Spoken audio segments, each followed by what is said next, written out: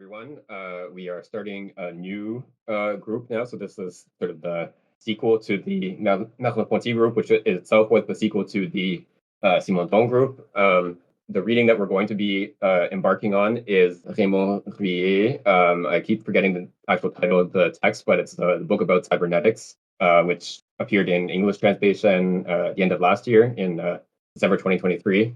But as the sort of intro to that text, we are reading an article by Katherine Hayles. The title of the article is Boundary Disputes, Homeostasis, Reflexivity, and the Foundations of Cybernetics. So this text, if I am not mistaken, was published in two different places. There was like a journal article version, and then it was included an edited collection.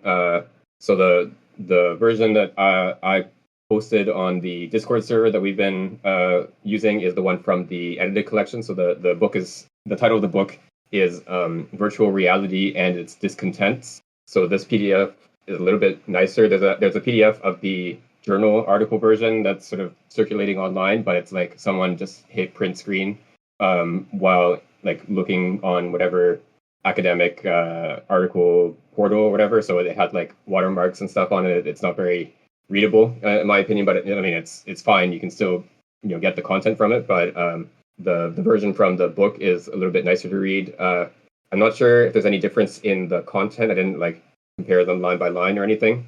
But anyway, so the book version, that book is available on the Internet Archive. You can, I think, like borrow it for an hour at a time and read the article in there. Or there's also on various services that are not to be named in public. There are PDFs of the full book that you can also find. Or if you have access to a university library, they might have the paper copy of the book. So anyway, yeah. So the title of the article is Boundary Disputes, Homeostasis, Reflexivity, and the Foundations of Cybernetics. I didn't mark down what year. It's the early 90s that this was published. So, and before we started recording, we were just talking a little bit about how some of the vocabulary and like ideas and so on are pretty dated. You can tell that this text was from the early 90s, but I think a lot of the sort of arguments and presentation and so on are still very useful for for our purposes to give ourselves a sort of introduction to cybernetics before jumping into the Ruyer book. And then also I think as like an approach to intellectual history is also pretty helpful as well. I think that this is a good like methodology if you want to study like where ideas come from and so on. But we can talk more about that as we proceed. And in terms of format, what we normally do with our reading groups that we've done over the last few years is like read through a text, one page at a time and discuss. But in the interest of keeping the discussion of this text to one session, we decided to modify the format. So we asked people to read the text in advance, and then we will be discussing it in a more, I guess, free-form way. So not just sort of going through it page by page.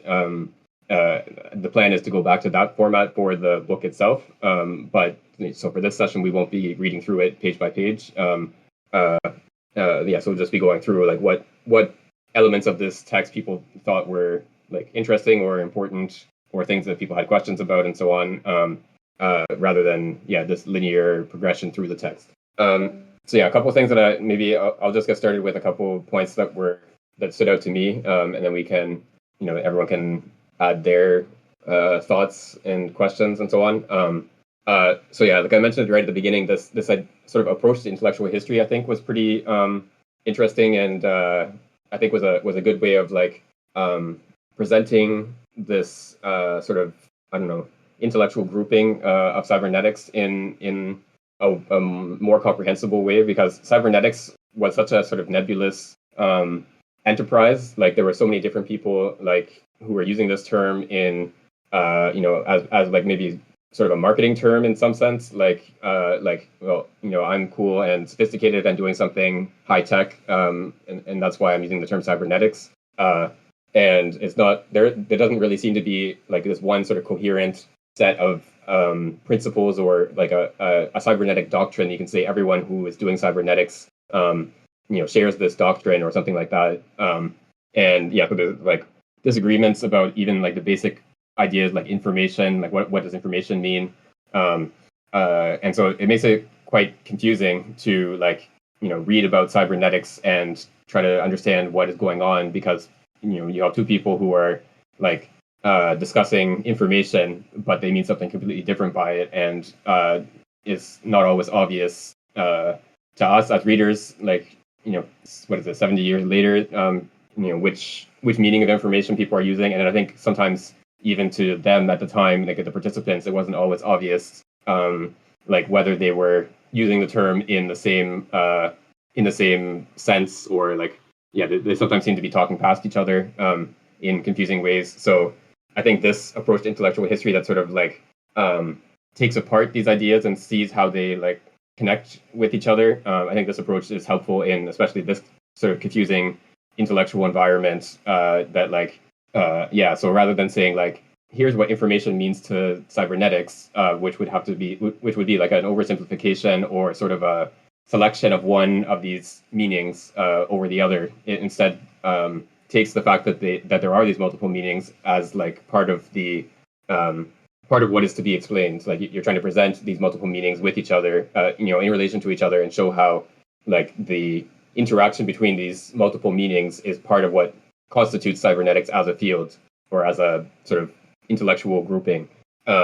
So yeah, I think this is like a very helpful approach, and you could probably take the same approach to like other fields that have like a similar sort of nebulous quality or like this talking past each other phenomenon and so on. I haven't seen anyone sort of take up this approach, but I think you could use the same kind of approach in history of philosophy, which is also, of course, full of these instances of people taking a term from someone else but giving it a completely different meaning and so on.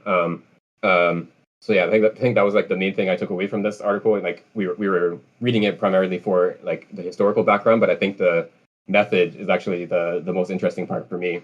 Yeah, one thing that one aspect of this article that I guess just coming back to information theory, and we had talked about like Shannon's conception of information in the Simondon reading group, and it seems that some of the concerns that Simondon had about the applicability of Shannon's notion of information to fields beyond like electrical engineering.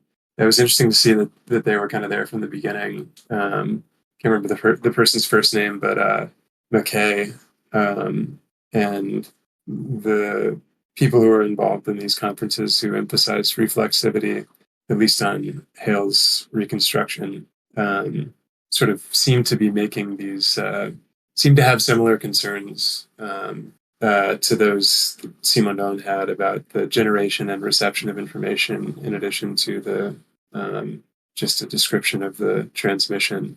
Yeah, and then I guess the discussion of these experiments on the frog. I can't remember the guy's name. It's not Varela. What's the other guy? Maturana. Yeah, thank you. And the idea of this kind of non-causal account of perception kind of helped clarify some of the things we had talked about with Merleau-Ponty, who also rejects this account of causality and the representational, I guess, presuppositions of the stimulus response theory of perception. Yeah, to be I can't remember the exact year of publication of the Ruyer book. Let me just get it. 1954. Yeah, so it'll be before the Maturana stuff becomes like this autopoiesis and all these concepts start to become established. But yeah, it'd be interesting to like sort of read the Ruyer book with that in mind, like to see to what extent his arguments sort of push in that direction, or maybe are not applicable to like this third wave cybernetics as Hayles describes it. So this notion of information, I was definitely thinking also of Simondon as I was reading the discussion of information there. And so yeah, for those who maybe were not around when we were doing the Simondon reading, like what are the sort of key problems that Simondon sees with the like notion of information? So first of all, he recognizes that like this engineering definition of information is very important for like technical purposes, and it helps to sort of clarify the concept of information and so on. But he thinks that it is a kind of secondary phenomenon, or like it's something that you can't sort of extend beyond the boundaries of that like technical usage. And one of the examples he gives is like if you have an image that you're trying to transmit electronically, through a cable to a TV, for example, if we're talking about like 1950s technology, you would, and you have the image you want to transmit is a square, just I don't know, a black square on a white background. This is a very simple image. You can just specify, the two of the corners of the square and the color of the interior and exterior. This is a very simple image to transmit, a very low amount of information that you need to transmit in this engineering sense. And then by contrast, if you take a picture of say the static the snow pattern on an old TV, if you took a still image of that and tried to transmit it, that would be a much higher amount of information to transmit. You would have to specify the white or black fill of each like square on the TV screen. But the square is obviously much more like informative in the sort of non-technical sense than just a snow pattern on the screen. Like no one cares really if the third square in the 10th line is black versus white. It doesn't make a difference to anyone. Whereas, the fact that you're transmitting a square, this is like a geometrical shape that has, it's not that interesting to see a square, but if the square versus a triangle versus a circle, etc., that could have some sort of significance for a person. Or like the example he gives is like if you want to take a photograph of sand, just like a bunch of sand on the beach or whatever, you have to have like a film, like the film that you're using or whatever mechanism you're using to capture that picture has to be fine grained enough that you can actually like have the location of each grain of sand be captured and transmitted accurately. But like in terms of the significance, what it means for someone or what difference it makes to someone who is like seeing this image, the fact that there's a grain of sand in precisely this location and not 1 millimeter to the right is like not significant at all. It doesn't convey any information in a sort of semantic sense. And then the other sort of like paradoxical, so like the like bigger implication of this is that like the image or the message or whatever it is that you're transmitting, that is completely sort of arbitrary and meaningless, like the snow pattern on the TV screen, or the distribution of grains of sand on the beach or whatever. These messages are they contain a very high amount of information, whereas something like a sequence of letters that forms a sentence, or the square on the TV screen, these messages that are significant, that contain information in sort of the everyday sense or the semantic sense, have a much lower degree of information in the technical sort of communication engineering sense. And so Simondon takes this to be like sort of a sign that something has gone wrong, or that like the technical sense of information is not really capturing what we mean by information in the more like everyday sense. And specifically, the question is like, so in this technical sense of information, or this communication engineering discipline, you always take the message to already exist. You say like, here's a message at one location, one part of this technical apparatus, and then we want to transmit it across some some wires, or like through electromagnetic radiation or whatever. And then it gets received somewhere, and you want to figure out what properties does this medium have to have for the signal to be transmitted accurately. Like, how do you deal with noise in the medium and so on? But like the actual generation of that message in the first place is not something that you account for at all. And so this is what Simondon wants to look at, is like, how does that message get produced in the first place? Like the generation of that message is a kind of like information process. Like the information has to arise in the first place before it can be transmitted. But that's something that is not explained at all in this information theoretical discipline. So these are sort of like the two major problems that Simondon sees with this technical notion of information when it's used as like a way of explaining or of like accounting for human behavior, human mental life, and so on, in the way that some of these cybernetics people tried to use it. So I have a little bit of a communications background, and it's yeah, for me it was really simple. Information was a kind of a technical problem to solve. So the message would already be given. It's like the cable company would say, "Hey, we will distribute our image. You make sure it gets there." But I really like the idea that you kind of build up from the information definition and then slowly add in meaning. But again, I think this text talked about it where it was like the engineers didn't want to get into that McKay definition. They were much more, it was easier to run with the Shannon definition, which was just the simple technical. Yeah, and I think the like historical context is also helpful here because Shannon was working at Bell Labs, so he's working for a telephone company, and this was like this is sort of like the equivalent of you have like companies like Microsoft and Google now have their own like research enterprises. So these are people that they like their work they're doing is connected to the company's products and so on, but it's also not like directly tied to like designing a better product or like making a new product to sell. It's like much more open-ended, and so like these, so I mean Bell, AT&T, and so on in the 40s and 50s were like sort of the high-tech companies of their time. So they had the money to dedicate to this kind of open-ended research, but at the same time it's still connected to like the more like pragmatic sort of everyday concerns of the company. And in the case of a telephone company, one of the sort of key questions is like, what's the minimum amount of cable that we need to lay to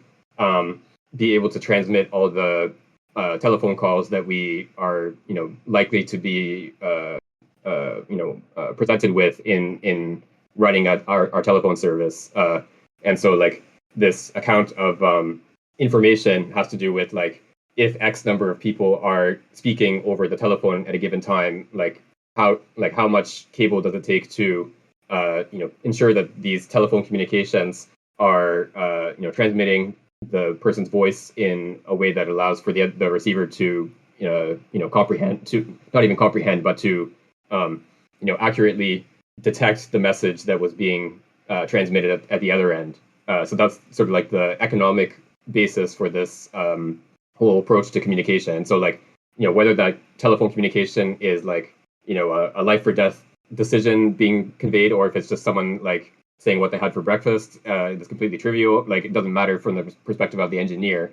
It's just the sound waves strike the diaphragm in the telephone and get converted into electronic signals that get conveyed through this cable, and then at the other end it causes the diaphragm to vibrate and produces another sound wave. And you sort of bracket out any question of like what the person on the speaking end intended or wanted to convey or whatever, and then what the person on the receiving end understands. Like that is completely irrelevant from your perspective as a communications engineer. You just sort of focus on what happens in between those steps and ensure that the signal is transmitted without distortion that makes it impossible to like detect what the message was at the originating point.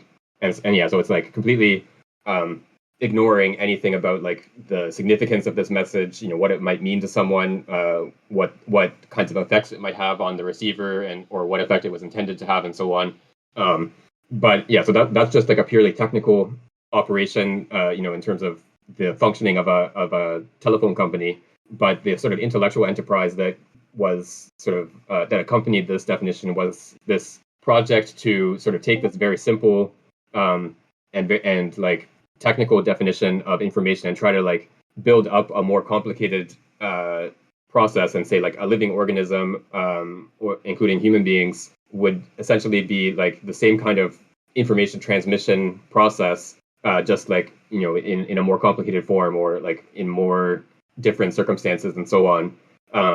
And so like in this article, in the Hayles article, she talks about how like a lot of the like sort of models that they used, whether it's like an actual device that they constructed, like the homeostat and so on, or just a sort of intellectual model. These models were extremely simple. Like a lot of these things are like like a dozen transistors, or like a dozen vacuum tubes or whatever. Like it's like ludicrously simple when you compare. Even like insects have like thousands of neurons, and humans have billions of neurons. If you're like trying to model a nervous system, so these like devices are like far simpler even than an insect nervous system. And then they were like sort of using the functioning of these devices to like draw conclusions about how human beings make decisions, or like the formation of a neurosis in a human being, and so on. Like these kinds of very speculative conclusions that were drawn from these extremely simplified models. So that's like the like broader intellectual project that sort of extends this technical definition of information to like explain the nature of human existence as a whole, in this very speculative way. And to that point, I want to stress that how I kind of read the Macy conferences, and this fascinates me. It almost to me seems like a bunch of electrical engineers and highly technical people came into the field of psychology and said, "Hey, we got it from here." And what we get is an interesting critique of behaviorism. And to me, this is what strikes the cognitive revolution. Yeah, and yeah, so that's the guy's name is Kubi, and actually he's Simon Don cites him in one of the, I think it was in the Imagination Information book. He cites one of his contributions to the Macy conference. Yeah, so he like comes in and keeps saying like, I mean, this is like he keeps telling the people like you're like oversimplifying everything. Like the fact that you're trying to consider a human being as like the same type of device as like this robot made of like 6 vacuum tubes is like kind of absurd. And everyone is like extremely angry at him. They like don't want to hear this message. But yeah, so it's pretty funny that yeah, it's the psychologist who has to like explain to these electrical engineers that like actually a human being is a little bit more complicated than a telephone. Maybe that was their pride and hubris they had kind of gotten from the post-war hype. Yeah, to Bat's point here in the chat, I think Hayles says that Kubi is actually the one who has the most contribution, like the highest proportion of the total of the Macy conference transcripts is actually Kubi's contributions. Like he's the individual person who has the highest highest proportion of the total transcripts, which is kind of funny because he was like the one who was telling everyone that like your ideas don't actually work.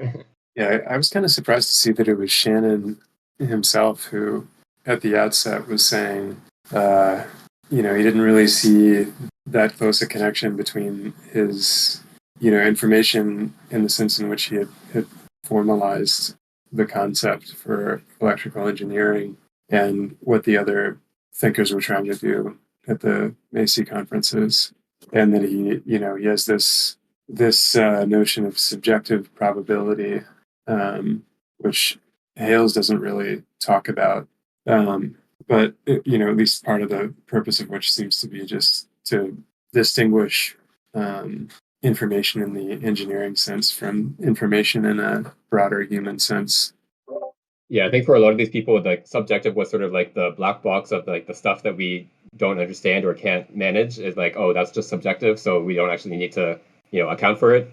But yeah, so Shannon was, I think, unlike some of the other people, he was very clear about the fact that what he was doing with this term information, or like his concept of information that he was operating with, was definitely not the same as the sort of everyday sense of information or the semantic information.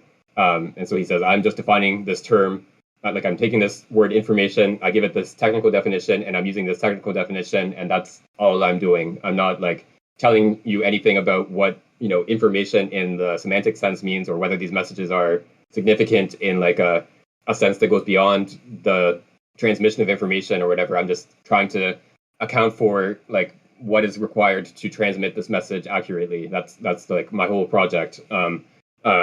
yeah, like so there's this other collection of I think it was like 1960 around there. So it's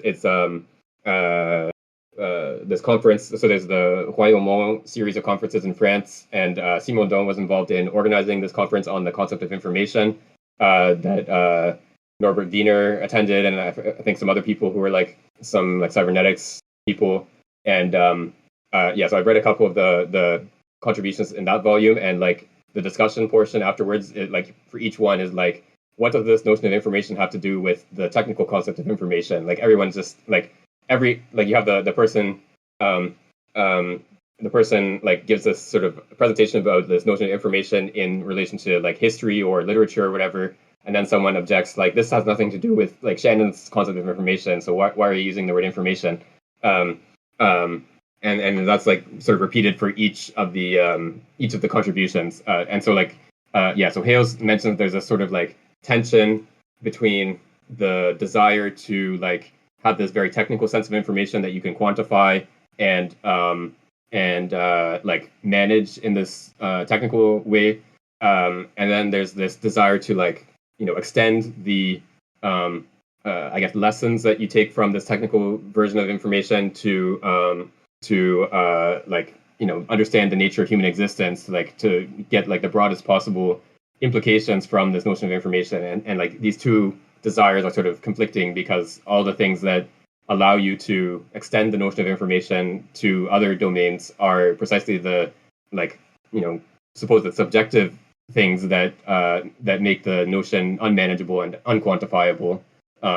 So yeah, these like opposing objectives kind of conflict with each other throughout the whole period of the cybernetic intellectual sphere. Yeah, I find it really interesting that intuitively what we call information, at least in like everyday ordinary language, is obviously related to like something being relevant or meaningful, right? And yet this is a completely different approach to the more mathematical, formal concept that Shannon was working with. It's kind of interesting because to me it's like it's a question that appears really early on, right? On one hand, you have this idea that you can model the behaviors of organisms or even humans through this mathematical concept of input-output machines that process information. And yet, you mentioned it a bit earlier that you can have the question of how do you, I think when you were talking about Simondon, right? That how do you choose which message to send? That question is kind of outside of the scope of the mathematical modeling that they are doing, and it's such a like fundamental difference between what I would expect, an explanation of the behavior versus the way that they took. That I find that really interesting. Like I can't help but wonder, like, what exactly was it that they were explaining through this modeling, right? Where are those limits? I think in the Dupuy book, another mathematical advancement that he mentions that was kind of significant for the cybernetics, at the very least at the very beginning, was the Turing machine. And I guess this kind of, if Shannon's conception of information in a mathematical sense gave a strict formal definition of information that they could work with in a rigorous manner, the Turing machine kind of did the same to the mathematical conception of machines, right? There is a sense in which these Turing machines can be the input for another bigger Turing machine and the output and so on, right? So I think Dupuy kind of points at this aspect of it, that there's this, it all converges, right? The instructions for the machine are themselves part of the same data that the machine will, or it's the same type of data that the machine will interact with and so on, that you can kind of, or I think Dupuy mentions that they sort of took that as a way of seeing some potential for the modeling of behavior in these terms, since even if we can only describe a specific machine that does a specific thing, because of this conception of machines that is kind of allows a certain second order, referentiality to other machines, it is possible to conceive of a bigger machine that will have as its output, maybe selecting certain behavior from the input of the environment or something like that, right? So I think maybe there's a bit of an implicit appeal. I'm not sure if I'm explaining myself right, but my point is that inside of the cybernetics, the models that we see in this essay that we have read, the Hayles one, are modeling in kind of simple behavior, right? Like the rat maze or the homeostasis machine.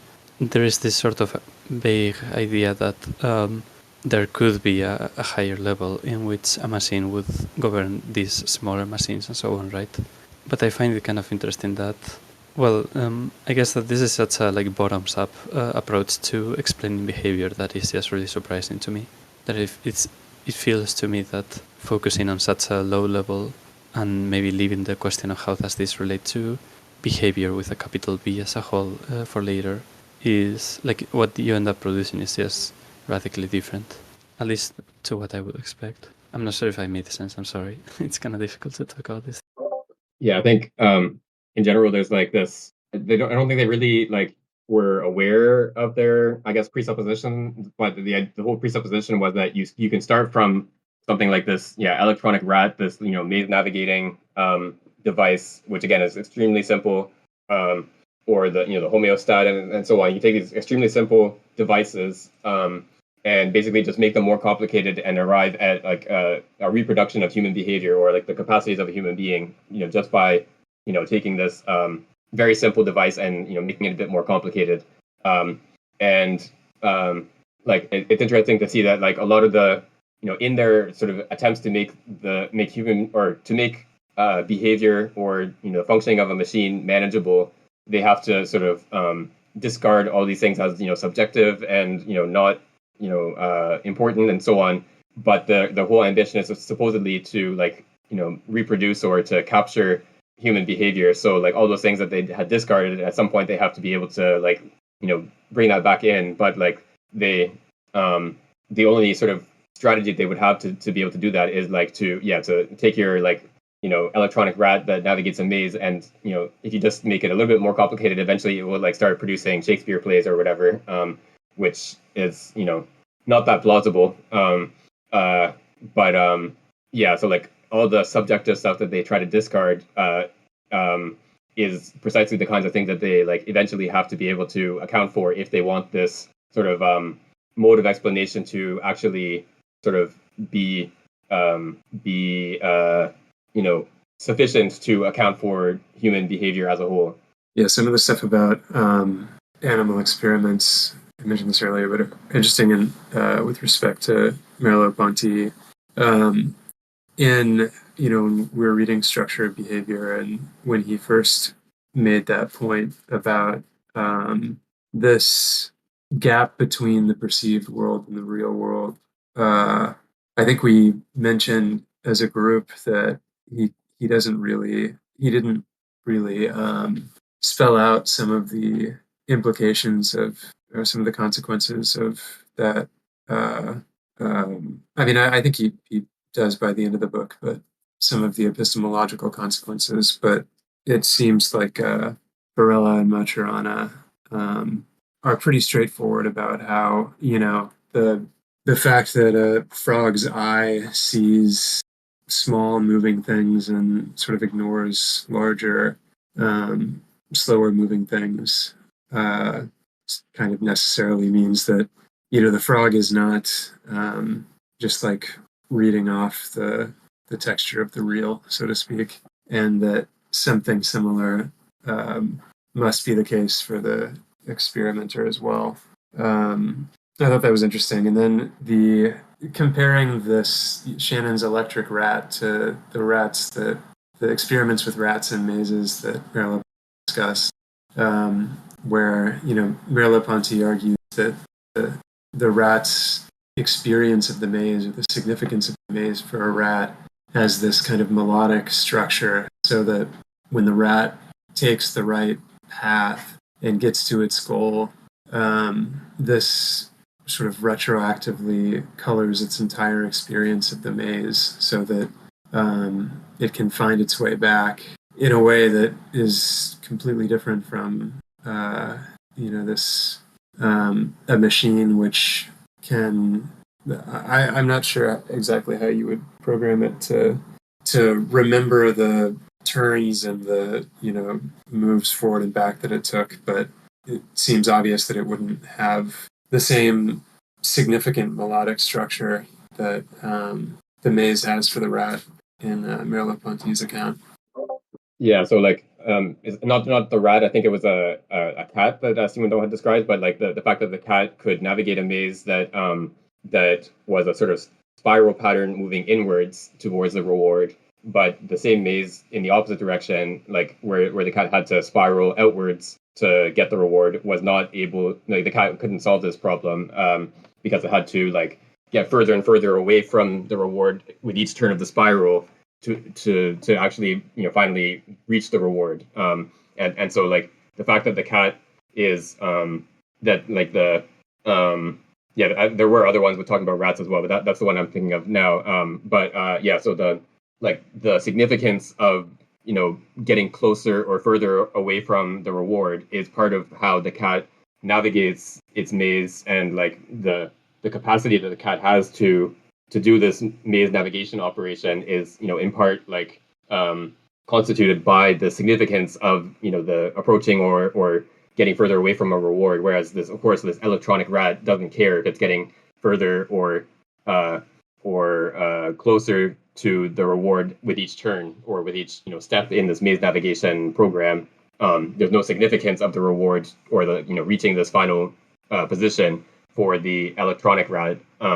So yeah, it's it's like taking this extremely simple device that can find the place where you've inserted the jack in this display grid, and sort of extrapolating from this very simple device and saying this is how animals that have this much more sophisticated and subtle and complicated maze navigation or generally just capacity to learn the layout of an environment, and saying this is like just a bit more complicated version of this electronic rat device. Yeah, I think Bats mentioned something similar earlier too, but this tension that that Hayles talks about between, on the one hand, having these extremely broad ambitions for unified theory of information and the ability to explain everything from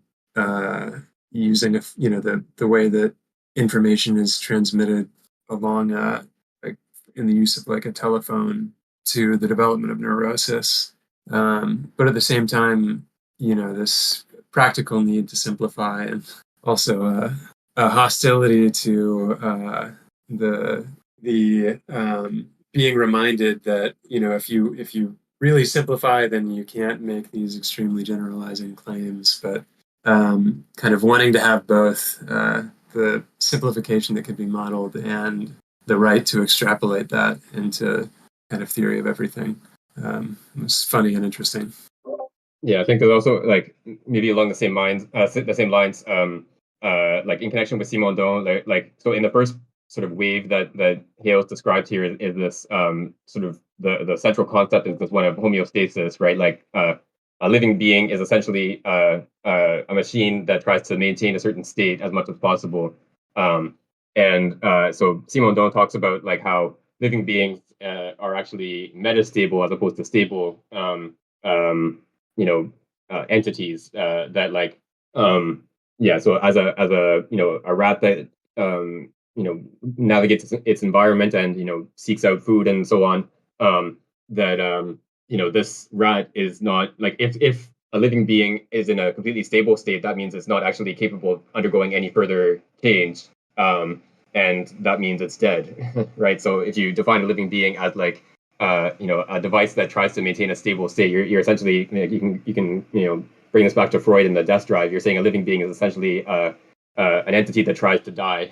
But like so a living being, and Simondon talks about like how living beings have a certain like maybe reservoir of potentials or like capacity to learn new behaviors or to adapt to new environments and so on. But like each time that it exercises that capacity, it sort of uses up some of that reservoir, and eventually it's gone. Like that's the end of the life of that organism. And so it's again this kind of paradoxical enterprise that these cybernetics people are trying to do, where like you're trying to explain the capacity of a living being to like maintain itself in existence in terms of its actual like progression towards death. The life of a living being is actually its descent into death. And so there's like a sign, I think, that something has gone wrong here, that like and it's not. And the other thing I would want to sort of specify is that, of course, that homeostasis is a very important component of what it is for a living being to be alive. That like living beings maintain a certain temperature range despite the variations in the environment. They maintain like concentrations of certain chemicals inside a membrane versus outside the membrane, and so on. Like all these things are important and essential to ensuring that the being can stay alive. But to say that like life as such is homeostasis is to define life as death, essentially. Yeah, there's that that great passage in Simondon where he talks about how Aristotle was wrong to say that the slave is a speaking tool because the slave is capable of deciding not to work, basically, which is, I think, it's one of I think it's a critique of cybernetics that Simondon makes a couple of times, that the human being is not a homeostat, as you were just saying, and is capable of setting novel directions for itself. I think that point in Simondon is relevant to this kind of struggle between the homeostatic and reflexive tendencies in cybernetics that Hayles discusses.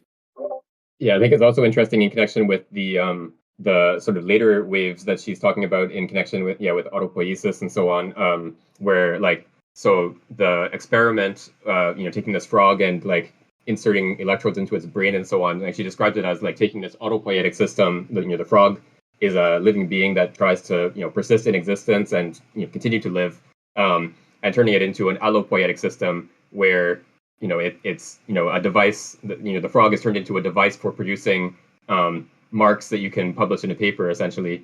And this reminded me of there's a little sort of throwaway line in Kant's Metaphysical Foundations of Natural Science, like in the introduction, I think, where he said like the reason why psychology can never be a science is because the subject would never submit to being the object of study.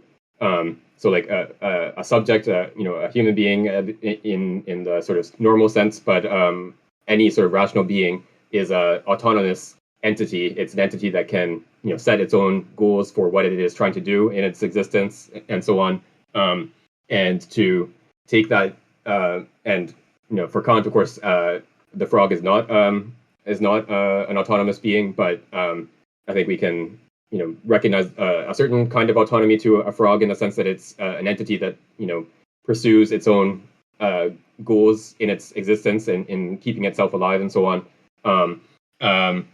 So like this autonomous being, whether it's a human subject or a frog or whatever, to turn it into like to make it into an object of study is to sort of eliminate its autonomy and turn it into something that is like heteronomous. So it's something that exists for the purpose, for my purposes, for the purpose of me being able to produce results that I can put into a scientific theory and publish and so on. So like this process of turning an autonomous being into an object of study seems to necessarily involve this kind of elimination of that autonomy. And so if you want to have a scientific account of autonomy as such, like which is sort of one of the ambitions of the cybernetic project, you're kind of like you have this sort of paradox where like the scientific investigative method that you're trying to apply to the subject is precisely what eliminates that autonomy of the subject that you're trying to account for. So I'm not sure if there's like a way of sort of studying a subject scientifically that doesn't sort of eliminate that autonomy of the subject in that sense. But this same kind of objection, I think, is going to come up in Ruyer as well. That he's going to talk about, like, how the machine as already constituted is not, it can't be used to explain the constitution of the machine in the first place. I think it's like sort of the general, like, one sentence or sort of slogan version of what Ruyer is going to object to cybernetics. And so I think that's just like a good sort of preview of what we're going to go through in the book. Yeah, I liked that as a critique of behaviorism as well, that the behaviorist remains autopoietic while reducing the human subject under observation to an allopoietic object, as you were just describing. Yeah, in this sense, I find it kind of interesting that even if we ended up maybe like not agreeing with this approach to the first wave of cybernetics, the way that we can retroactively look back upon it and see maybe the mistakes that we see they could have made, in these philosophical ways. Well, there is a lot of value in that as well, right? Like, it's not always so clear to see such an issue appearing in a scientific program. And then I think it's interesting that it was the actual cyberneticians themselves, or the people in the Macy conferences, that kept battling with these concepts, right? So yeah, I find it really neat that even if maybe I wouldn't really read one of the original papers with the enthusiasm of the project that they were trying to do, from the point of view of trying to learn out of the history of ideas, it seems really like worthwhile to take a look at cybernetics and what it was aiming to do and where it failed and so on. Yeah, I think part of what makes cybernetics so fascinating is precisely, to trace the failure, I think, of it, like in comparison or in contrast with, for example, behaviorism, which suffers from, I think, a lot of the same intellectual deficiencies, but is not especially interesting, in my opinion. It's like, the same kind of like oversimplification and drive to generalize from these like extremely simplified models to like explain everything about human behavior.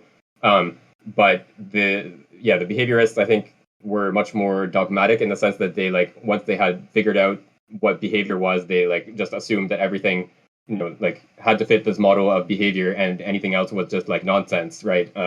And there is some of that tendency, I guess, in some of the cybernetics people, but there's also like this sort of pushback or like this friction, I guess, in the operation of these models that they're working with, where they like keep running into these problems of like reflexivity that Hayles talks about, and the supposed subjective stuff that they're trying to get rid of keeps like reappearing, the sort of return of the repressed, and so like following this development, I think, is very interesting. And there's like it's a kind of failure that is actually valuable in the sense that in a way that the failure of behaviorism is not that valuable, I think, except to say like this is not something that we want to try again.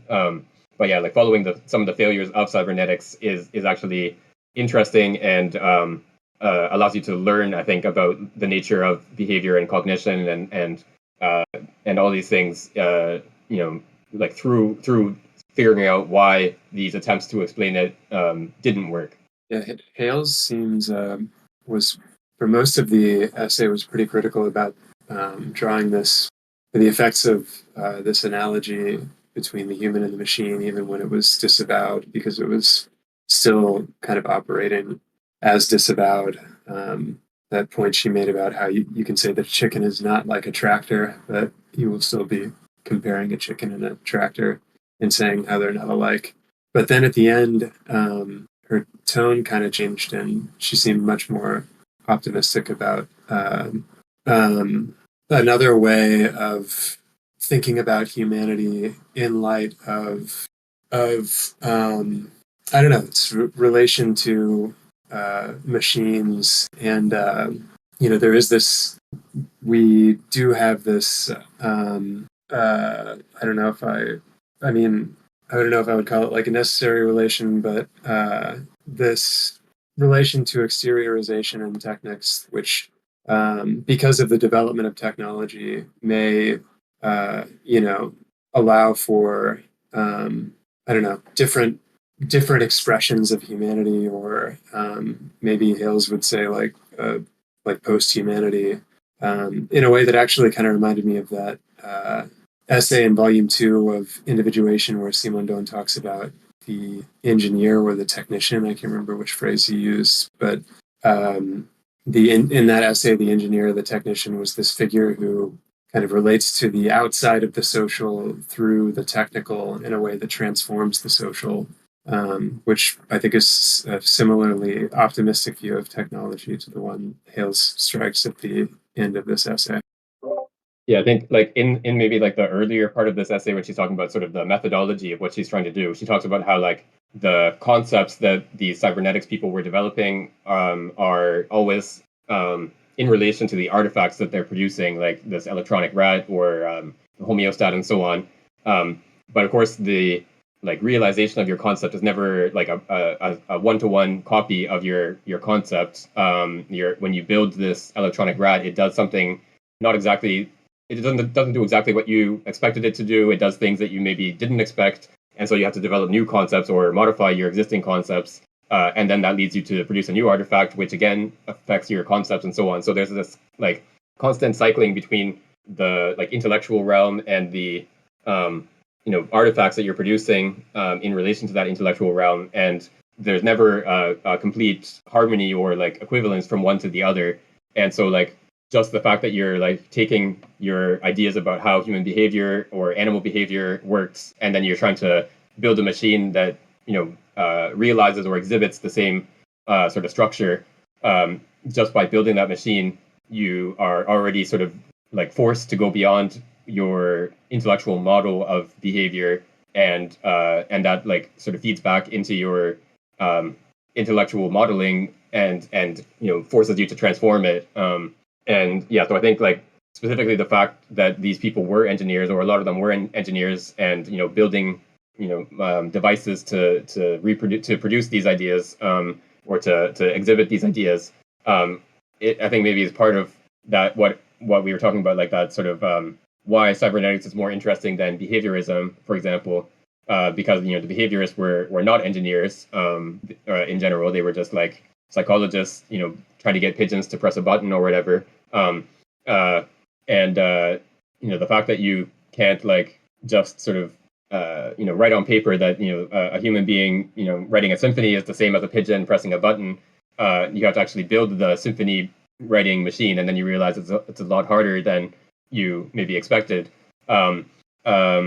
Yeah, so this fact that they actually have to build a device and figure out how to make it work already sort of introduces that like I was saying, friction earlier, or like it introduces a certain like motive impulse, I guess, to their intellectual enterprise, where they can't just sort of stay like stuck in the like principles that they've posited at the outset and just sort of dogmatically stick to them. They have to like keep transforming those principles as they like try to justify them and like exhibit them and sort of present a device that follows these principles. They end up having to transform those principles to do that.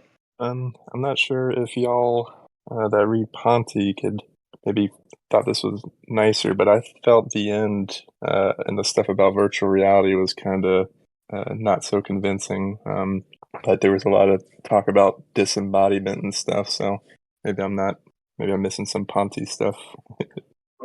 Yeah, it's a good point. I think I mean, yeah, that part is a little bit quick in this paper, but I think it's interesting that like this notion of information was such a central concept to cybernetics and the development of this sort of intellectual sphere, and Simondon talks about like the fact in the word information there's already this etymologically there's this notion of form, which of course you can trace back to Plato and so on, and this distinction between form and matter, and in certain ways this notion of information that it develops in this very technical domain and has these very technical purposes is a sort of reproduction or recreation of this notion of form that you find in Plato, where the triangle as such is not this specific mark of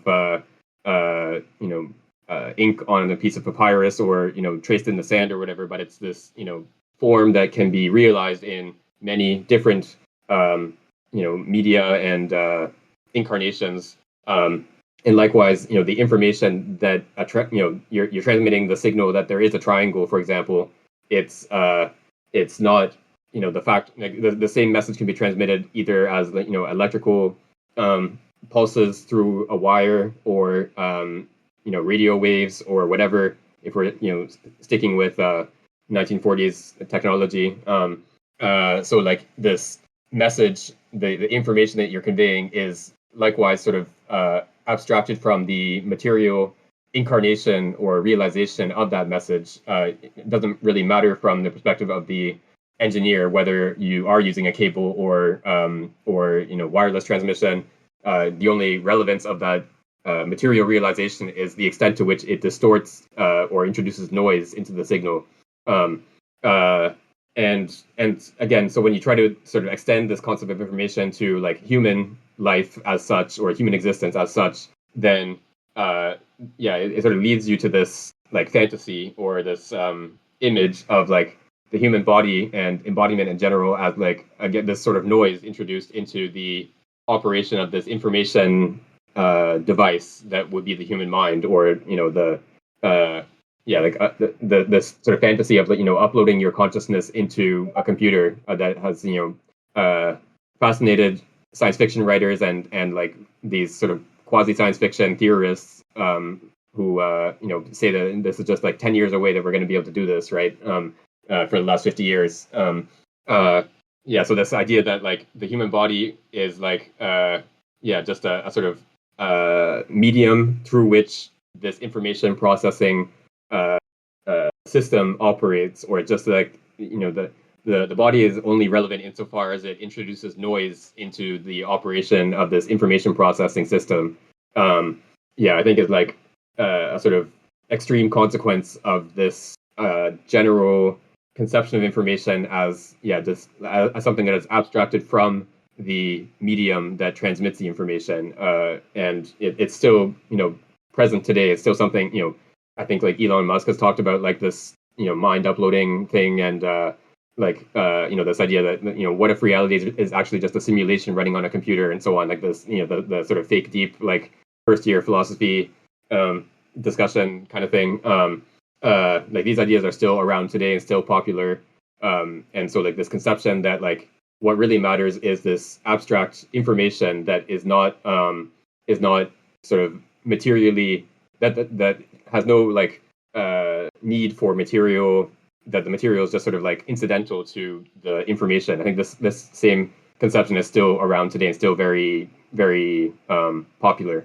Yeah, that reminds me of functionalism, kind of instilled maybe through Dewey and stuff. But yeah, and so like this whole like I think like so what she sort of emphasizes towards the end of the article is that even when you talk about these like virtual reality systems and like you hear like all the time in like sort of journalistic writing about the internet is presented as like something like ethereal and non-material, but of course the internet is only possible because there are these networks of thousands of kilometers of cables that run over the ocean floor, for example, to transmit signals from North America to Europe and vice versa, and around the world.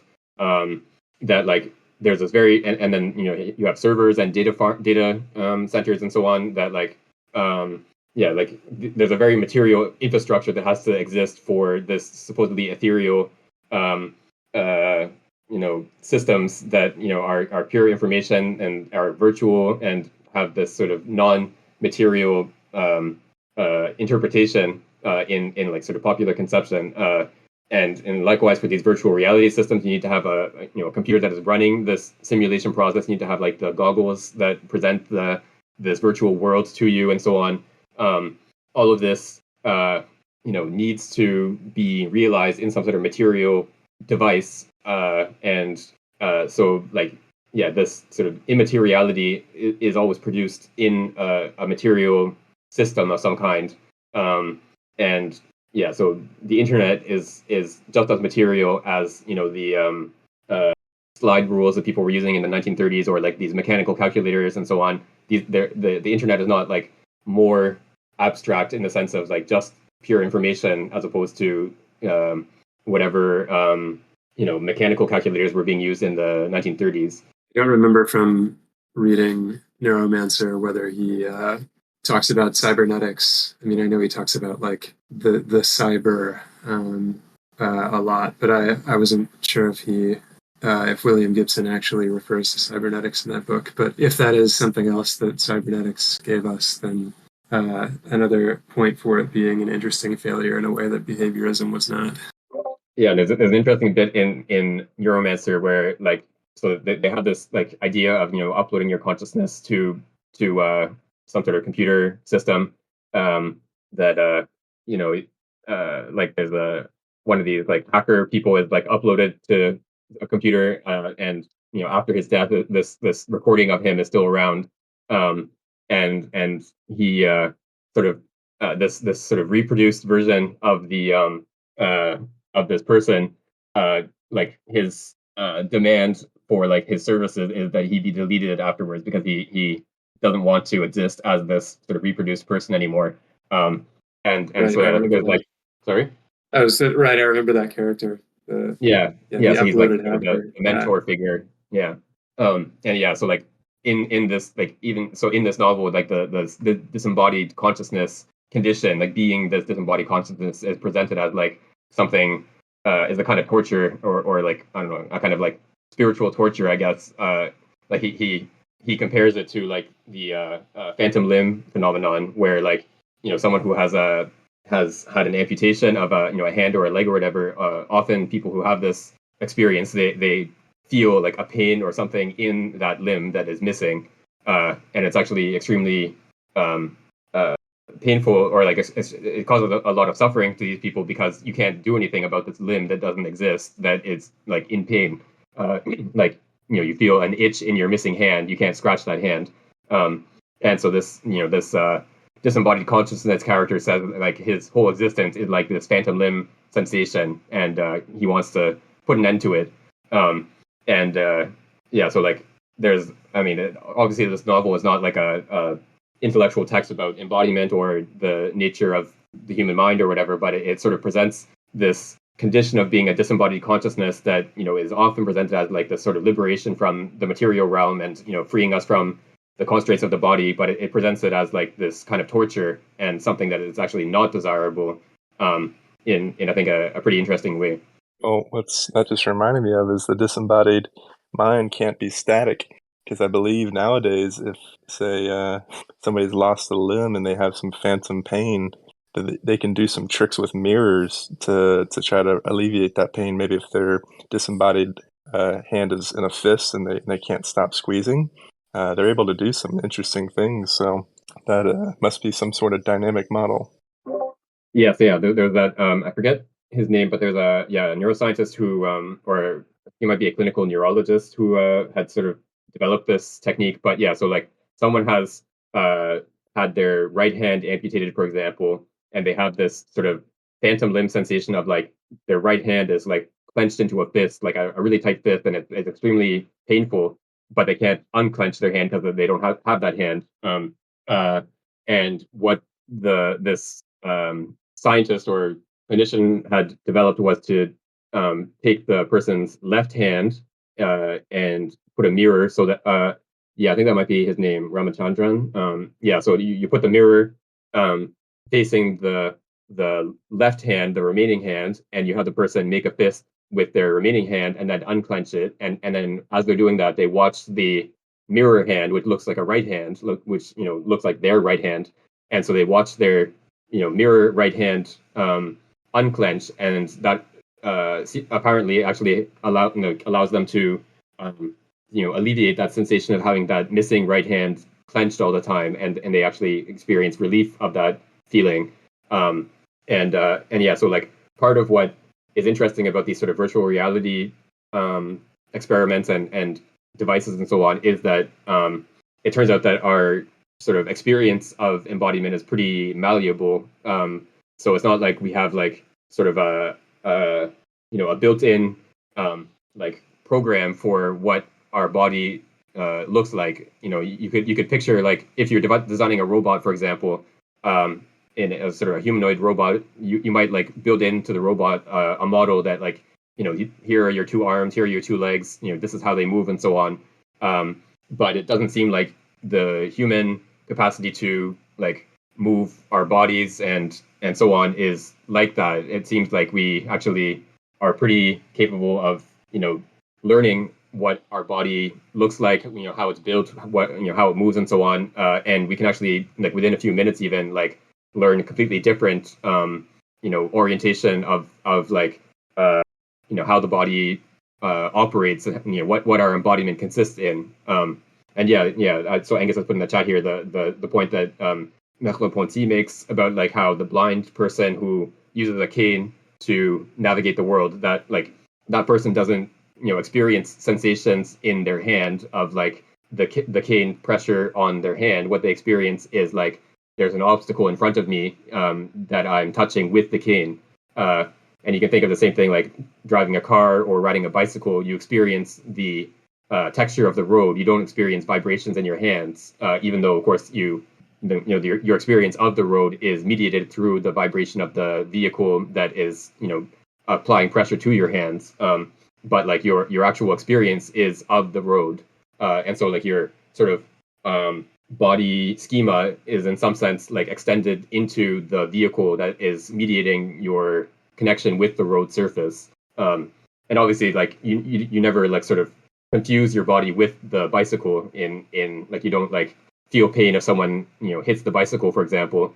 But there are other like more sort of direct virtual reality experiments. Like there's one sort of famous set of experiments with a rubber hand, where so you actually I think this one is not even using like a virtual reality apparatus in the sort of standard sense, but like you have someone looking at like a rubber hand on the table, and you take like a feather or something and you rub it back and forth on the rubber hand, and then you take the same type of feather or brush or whatever, and you rub it on the person's biological hand, which is out of their view in the same rhythm as the rubber hand is being rubbed. So you have one brush or feather rubbing the rubber hand that the person is watching, and then another feather or brush rubbing the biological hand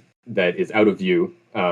And as you are watching this rubber hand being rubbed with the feather or brush or whatever, you start to experience the sensation, the touch sensation, as if it's in the rubber hand, like the spatial location of the sensation, like you experience it as in the rubber hand, even though your biological hand is like in a different location. And then so like in some of these experiments they like they take like a hammer and go like they're about to strike the rubber hand, and the person sort of recoils their hand as if like it's their hand that's about to be hit with a hammer, when of course it's the rubber hand sitting on the desk that is like a meter away from their biological hand.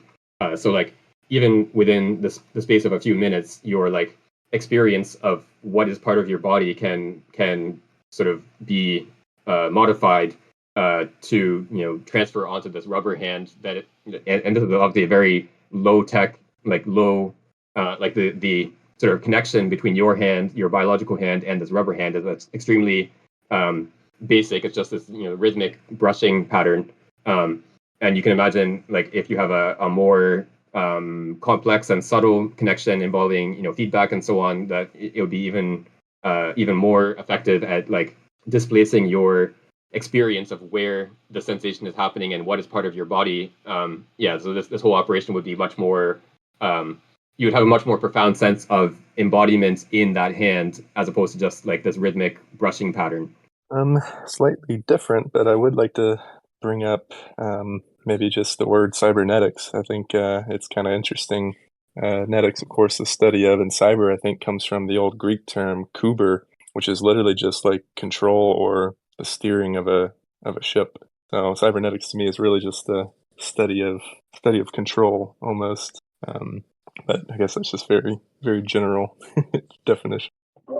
Yeah, and like the sort of original text from Norbert Wiener, the subtitle. So the title is Cybernetics, and the subtitle is Control and Communication in Man and Machine, if I am not mistaken. Yeah, and so like this idea of control, of course, is presented in an extremely sort of technical sense. That like it's about, you have a device that does something, and you want to ensure that it does the thing under the conditions and in the way that you want it to. So like your ship, you want to steer in a certain direction. You turn the wheel, and this device moves the rudder so that the ship goes in the heading you want. So this is a sort of like basic idea of what this kind of control means. But then of course there's a political sense of control in terms of who is making decisions about where the ship is going, for example, or whether the ship is going to be built in the first place at all. That are and these are sort of in the background, I think, in a lot of the cybernetics literature, and especially when you think about like this orientation towards homeostasis and this idea that like what is desirable is for things to stay the same. There's a pretty clear political direction to what this would mean if you try to apply the same principle of homeostasis to a society. That like what is desirable about the control of a society is to ensure that it stays the same. And obviously there are other political ideas that other people might have about whether that is desirable or not. I really like this Hayles text. I think it was a great introduction. Yeah, I'm not sure if I've actually read anything else from her, but I know I've like had her work on my radar for a long time. That's something that I want to read. And yeah, I was also really impressed by this text. I think it did a really good job of like presenting some of the like difficulties and contradictions even of like what cybernetics was trying to do, but like without sort of dismissing the whole thing, like taking seriously what they were doing, without sort of buying the whole package of ideas as well. So like yeah, the difficulties and the interest of the whole enterprise are like conveyed in this text in a good way. Yeah, I think you mentioned at the very beginning this approach that she took to the study of cybernetics, that it was kind of interesting. And I would agree. And I think one of the main strengths of it is that it yielded a very easy to understand analysis of the development of the different waves of cybernetics, and how you could already see some, or the second wave kind of emerging from the tensions that were already present in the first one, and also like not breaking completely with the first one either, and so on, right?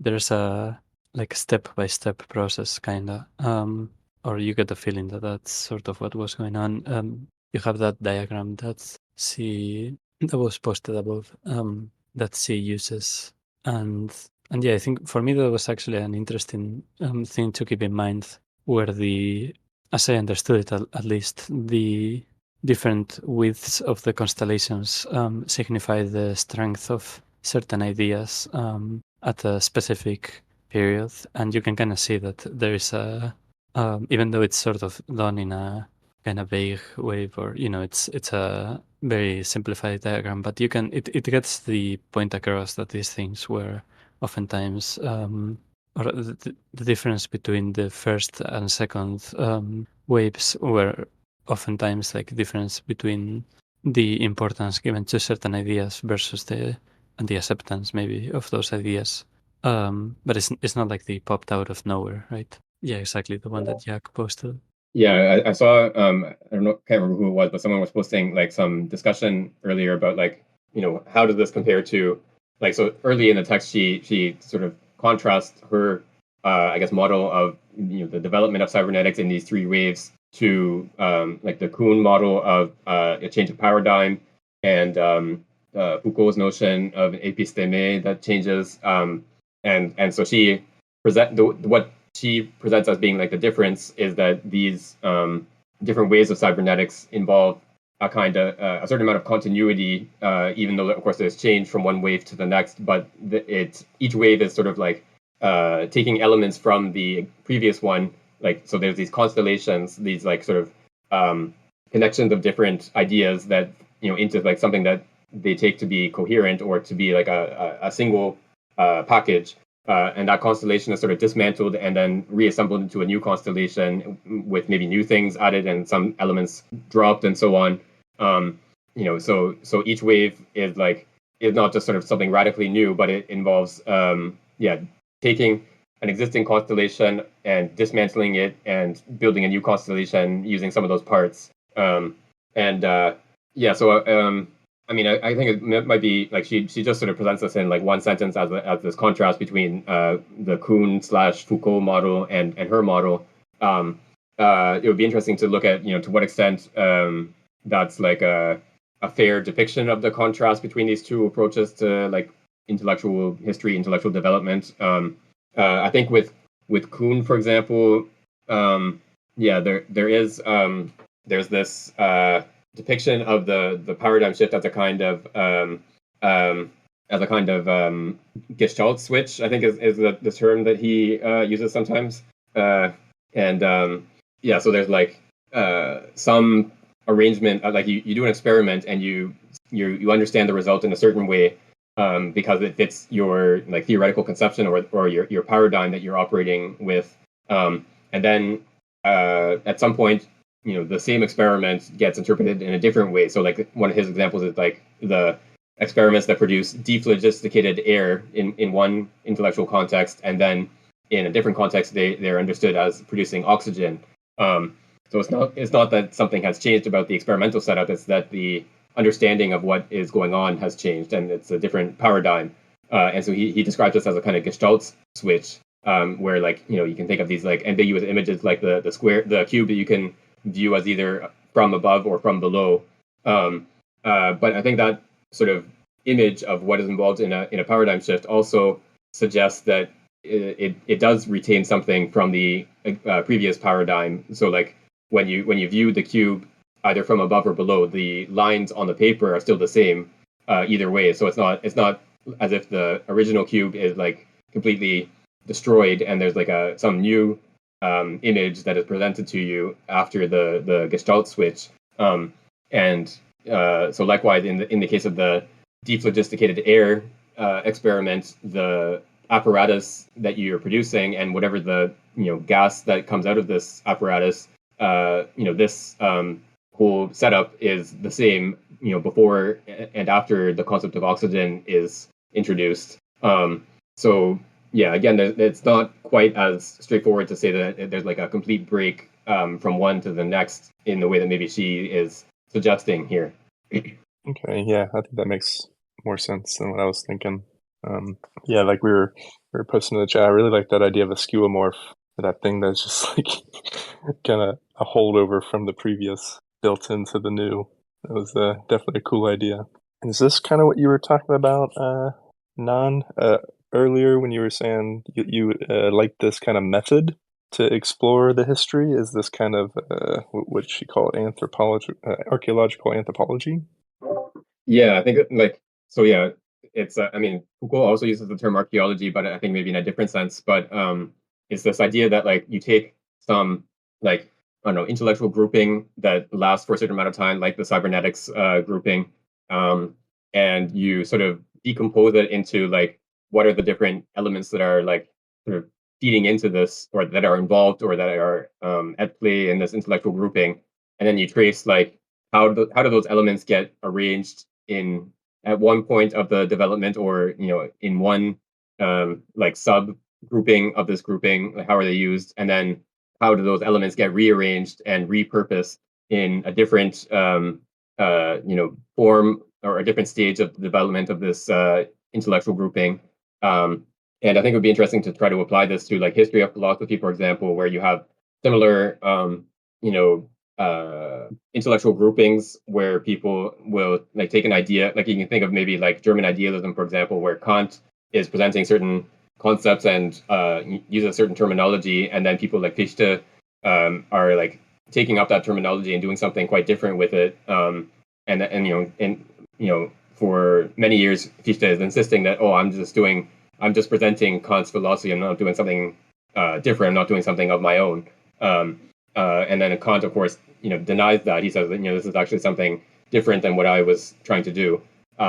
So like tracing how that idea sort of like how these intellectual constellations get like decomposed and dismantled and then reassembled into a new constellation.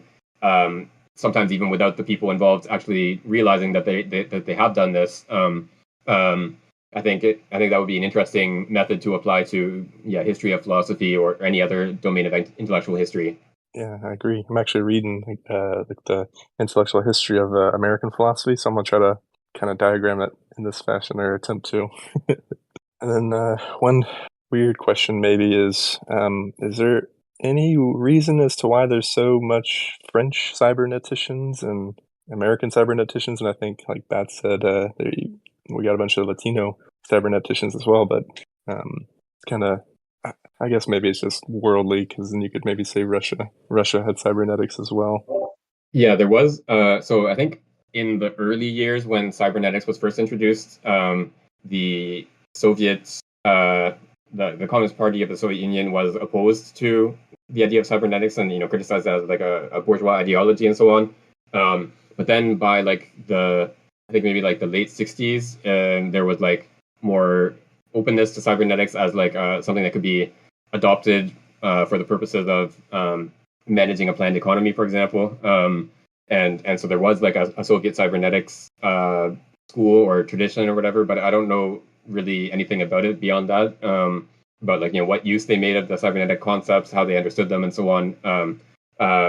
I don't think that's going to come up at all in the Ruyer book. I think that's probably before. I think his book is written before that sort of adoption of cybernetics in the Soviet Union happened. But yeah, it's something I would like to learn more about. But yeah, like obviously the sort of home base of cybernetics was the U.S. Like that's where the Macy conferences were held, and where a lot of the sort of people that developed these ideas were based. But we were also talking like just over on Discord, like over the last week or so, about how it's interesting that Norbert Wiener did a lot of his research that sort of goes into the book Cybernetics in Mexico. He talks about like working with a physiologist in Mexico and like taking some of these ideas from like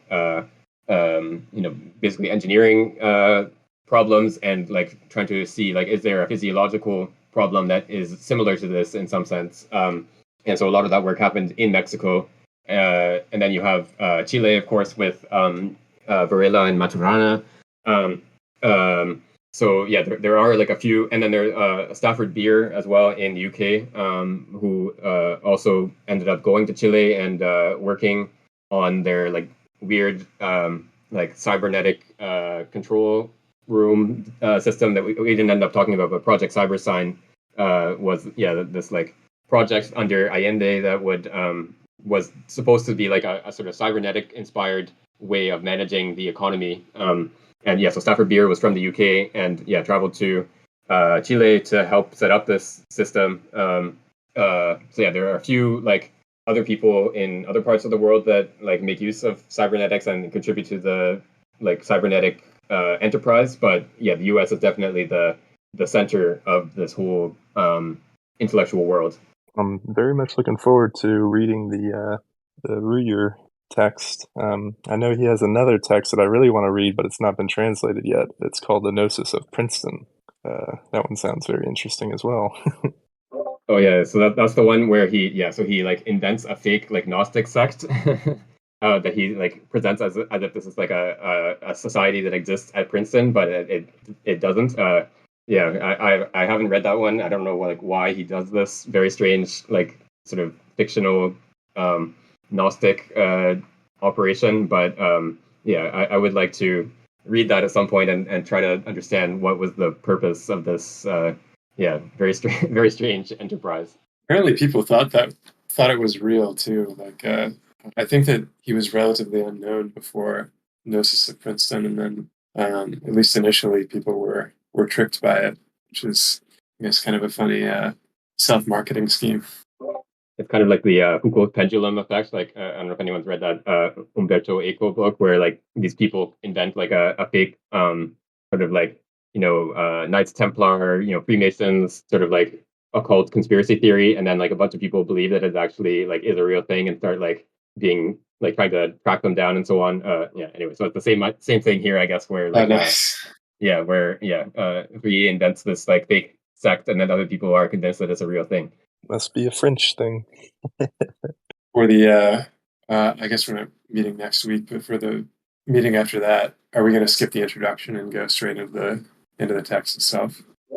Oh yes, yeah. So there's a translator's introduction. I would suggest skipping that, and maybe we can like come back to it at the end if we are interested. But yeah, I would suggest just going right into the portion of the text that is actually written by Ruyer. Okay, sounds good. There's also I have the French copy here in front of me. In this edition, there's like an extra chapter added in 1967. I didn't check if the English translation also has it. Yes, it does. Okay, yeah. So when we get to that, we can read that as well. But yeah, so just like keeping in mind that was added in 1967 as opposed to the original publication of the text in 1954. Is that just chapter 10? Yeah, exactly. So yeah, Okay. so the problem of cybernetics in 1960. So the original text from 1954 ends with what is listed as chapter 9, so summary and conclusion. And then in 1967, he adds a new chapter, which is quite long, 40 pages in the translation. But yeah, so giving like where things stand in 1967 compared to where they stood in 1954. Oh, cool. Okay, so yeah, I think we can wrap up here unless anyone has any like final remarks or anything like that. Okay.